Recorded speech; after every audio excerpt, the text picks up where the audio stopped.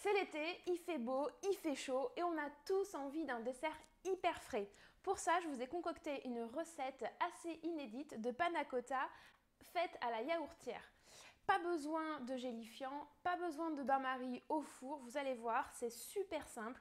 On a juste besoin de crème de coco, de lait d'amande et de blanc d'œuf. C'est eux qui nous servent à gélifier notre panna cotta. Évidemment, on ne va pas s'arrêter là, on va aussi faire un petit crumble avec un sablé breton et une compotée d'abricots pour encore plus de gourmandise.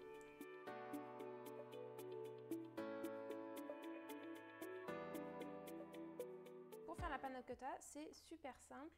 Je mets un peu de sucre dans mes blancs d'œufs. Je viens fouetter. Alors c'est juste pour mélanger le sucre avec les blancs d'œufs. C'est pas du tout pour les fouetter. Voilà, je mélange un petit peu. Et ensuite, je viens verser mon lait d'amande et la crème de coco. C'est bien de prendre de la crème de coco, ça amène un peu plus d'onctuosité. Et je viens finir de mélanger.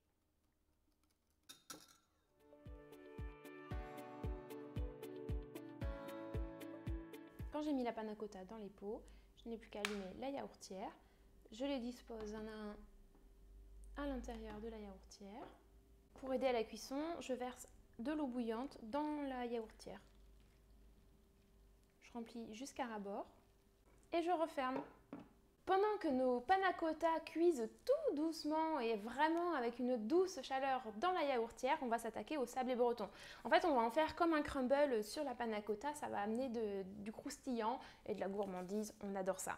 Pour ça, c'est très simple, j'ai besoin d'un petit peu de beurre bien pommade, un demi-œuf, c'est un peu bizarre, mais il faut un demi-œuf, un peu de sucre glace, de la farine avec de la levure. Je vous montre ça, vous allez voir, c'est pas très compliqué. Donc je commence par mélanger le beurre avec le sucre glace. Donc il faut absolument que le beurre soit bien pommade. Et je vais bien fouetter jusqu'à temps d'obtenir une texture pommade.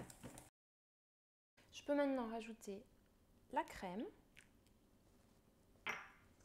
Je fouette encore.